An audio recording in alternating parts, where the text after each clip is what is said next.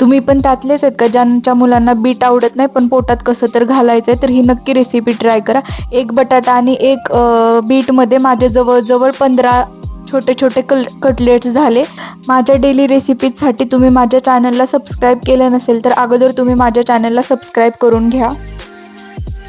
नमस्कार गृहिणींनो, आज आपण बीटरूटचे कटलेट बघणार आहेत किंवा तुम्ही नगेट्स पण बनवू शकता. तर त्याच्यासाठी मी घेतलेले आहे ते लाल तिखट, मीठ, धने पावडर, कॉर्नफ्लावर, मैदा, ब्रेड क्रम्स, त्याच्यानंतर इथे थोडासा गरम मसाला, बटाटा, एक बीट आणि माझ्याकडे गाजर होतं.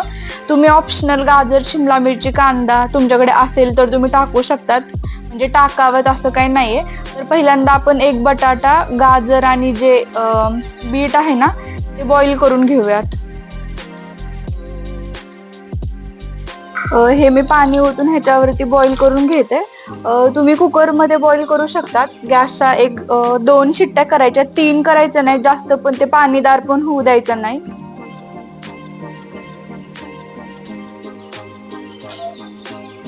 आपण बघूयात आता हे शिजलंय का. सुरी तर आज जाते, शिजले आपल्याला पाहिजे तसं, जास्त पण असं मऊ झालेलं नाही, आपल्याला जसं हवं तसं झालंय. आता एका डिश मध्ये काढून घेऊयात.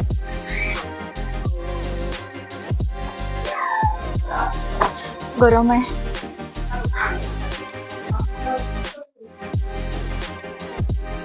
करून आता सगळं आपण खिसून घेऊयात. लहान मुलांसाठी सगळ्यांसाठी खूप छान रेसिपी आहे. मी तर म्हणते तुम्ही नक्की ट्राय करा, कारण की सहजासहजी लहान मुलं बीट खातच नाही, त्यांच्या पोटात जातच नाही बीट.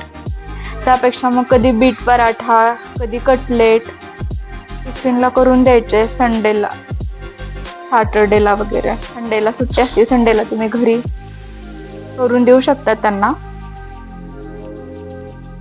आता आपण गाजर खिसून, गाजर, बटाटा आणि बीट आहे ना ते व्यवस्थित सगळं मिक्स करून घ्यायचं. ह्याच्यामध्ये ब्रेड क्रम्स ऍड करायचे. जेवढे तुम्ही जास्त ब्रेड क्रम्स टाकाल तेवढं जरा असं खुसखुशीत लागेल. त्याच्यानंतर गरम मसाला, मीठ, तिखट, धने पावडर सगळं टाकून व्यवस्थित एकजीव करून घ्यायच्या सगळ्या गोष्टी.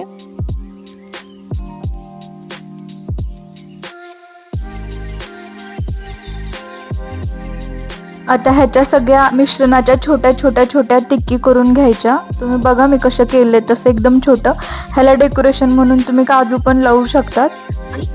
हे मी 2 चमचे मैदा घेतलाय आणि 2 चमचे कॉर्नफ्लावर.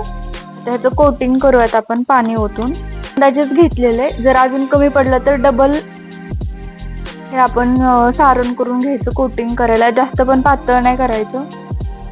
आपले कटलेट घ्यायचे आणि जे आपण हे केलेलं लिक्विड मैदा आणि कॉर्नफ्लावरचं त्याच्यात बुडवायचे आणि ब्रेड क्रम्स मध्ये कोट करून घ्यायचं सगळ्या बाजूंनी व्यवस्थित भरपूर.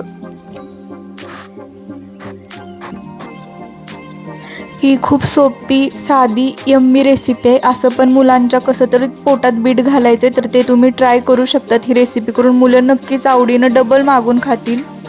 मी खूप थोडंसं तेल टाकलेले डीप फ्रायसाठी आणि एक एक करून नगेट्स आपले दोन्ही बाजूनी छान खरपूस परतून घ्यायचे. तुम्ही बघू शकतात एवढे छान आणि सुंदर झालेले आहेत ना.